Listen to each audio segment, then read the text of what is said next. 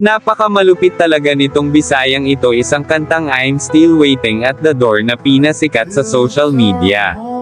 Ang kantang inawit ng isang homeless na ama. Mula sa bansang kung saan nilulunsad ang American Idol Got Talent, isang ama na nangulila sa kanyang mag-ina na paglaki ay basta na lang siyang iniwan at hindi na nagparamdam. Ang kanyang paghihitay ay nagmula sa isang araw, isang linggo, buwan at hanggang umabot na ng taon. Hanggang naisip niyang isulat ang mga salitang bumuo sa kantang I'm Still Waiting at the Door. Ngunit dahil mas malikot ang mga imahinasyon ng mga Pinoy, isang social media influencer at creators ng mga awiting Paradoy na si Romel Amante, isang YouTuber, ginawan ng Paradoy song na ang pamagat ay Gipalayas ang bana nga pala hubog. Panoorin ang video at i-comment mo sa baba kung isa ka sa mga related sa song na ito.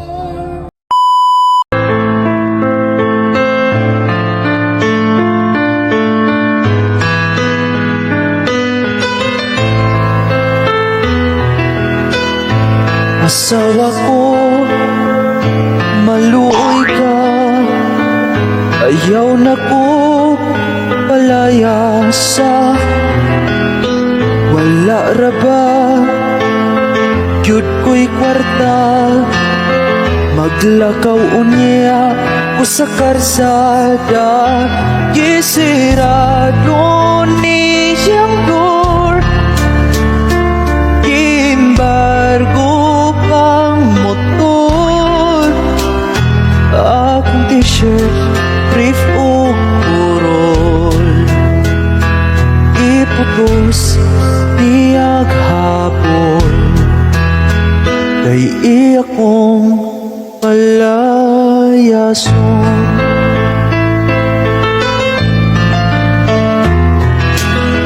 Nasuko siya sa ako kay akong sweldo wa na'y sobra, kay nahurot sa inuman, nahubog ko ug nabuntagan.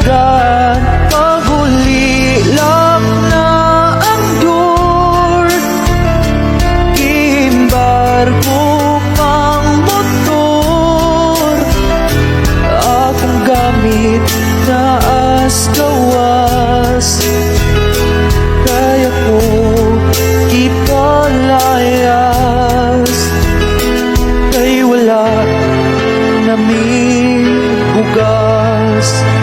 Asawa ko ayaw intang, di na lagi kumuinom, sa paghubog mo undang na, kay wala man sa ko'y kwarta.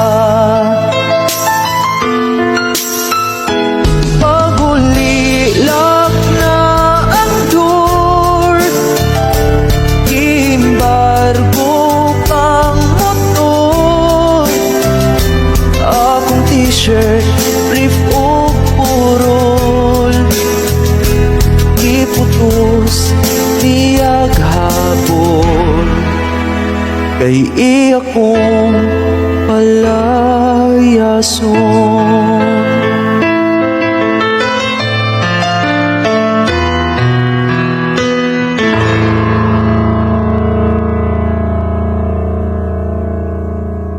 Kung gusto mo ng mga ganitong video, huwag mong kalimutan like and share at siyempre follow na itong aking munting page, at mag-subscribe na rin sa aking YouTube channel. Maraming salamat mga idol, kita-kits tayo sa susunod na video. Goodbye and God bless sa inyong lahat, babo.